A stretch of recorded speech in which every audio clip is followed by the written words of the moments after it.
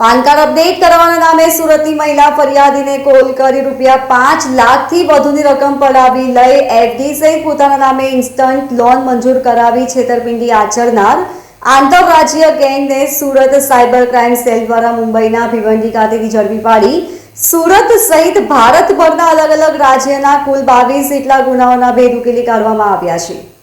સુરત મહિલા ફરિયાદી પર ગત સપ્ટેમ્બર માસમાં અજાણી વ્યક્તિનો કોલ આવ્યો હતો, જે વ્યક્તિએ પોતાની ઓળખ એક્સિસ બેંકના કર્મચારી તરીકે આપી હતી. પાન કાર્ડ અપડેટ કરાવવાના નામે મહિલા ફરિયાદીને વિશ્વાસમાં લઈ મોબાઈલ નંબર ઉપર એક ફાઇલ મોકલી હતી, જે ફાઇલમાં કેટલીક વિગતો ભરવામાં આવી હતી.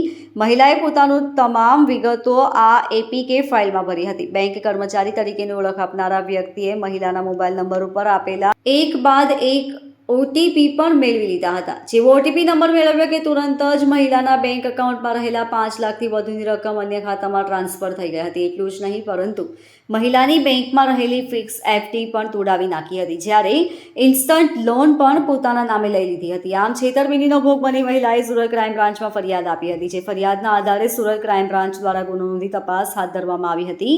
આ ગુનાની તપાસ બાદ સુરત સાયબર ક્રાઇમ સેલને સોંપવામાં આવી હતી, જ્યાં સાયબર ક્રાઇમ સેલ દ્વારા તુરંત જ મહિલા ફરિયાદીના બેંક એકાઉન્ટમાં રહેલા ₹5 લાખની રકમ ફ્રીઝ કરાવી દેવામાં આવી હતી, જ્યારે ₹1 લાખનું રિફંડ કરવામાં આવ્યું હતું.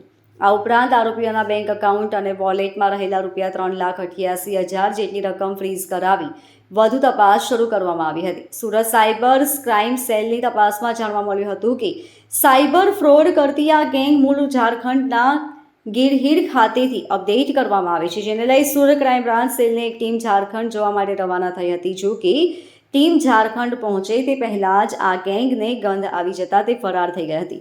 પરંતુ સુરત સાયબર ક્રાઇમ સેલ દ્વારા હ્યુમન ઇન્ટેલિજન્સ અને ચોક્કસ બાતમીદારોના સંપર્કમાં રહી આરોપીઓનું પગેરું મેળવવાની દિશામાં સતત પ્રયાસો હાથ ધરવામાં આવ્યા હતા. गत दिनांक 29/9/2023 को साइबर क्राइम पुलिस स्टेशन सूरत सिटी में एक फरियाद मिली थी, जिसमें कोई कस्टमर नंबर जो है उसके अंदर फरियादी ने कॉल किया, तो उसमें सामने वाले जो आरोपी है उसने एक KYC update, PAN card update करने के लिए बोला और एक केवाईसी अपडेट करने के लिए एक एप्लीकेशन एपीके फॉर्म में उसने भेजी.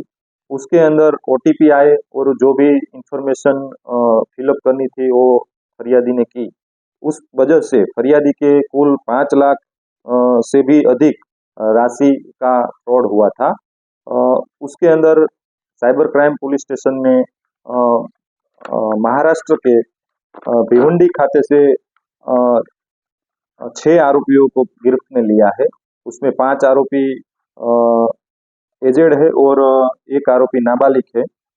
इन लोगों ने कुल पूरे इंडिया के अंदर 22 गुने आचरे हैं. उसके अंदर 3 सूरत सिटी के हैं और बाकी के अलग अलग स्टेट के हैं. इन लोगों के पास से कुल 13 मोबाइल कब्जे किए गए हैं, एचडीएफसी की बैंक चेकबुक और 7 एटीएम कार्ड कब्जे किए हैं. लोगों को हमारी ये गुजारिश है कि ऐसी कोई भी लोग कोई भी कस्टमर केयर नंबर डाउनलोड करे तो गूगल के अंदर से ना करे.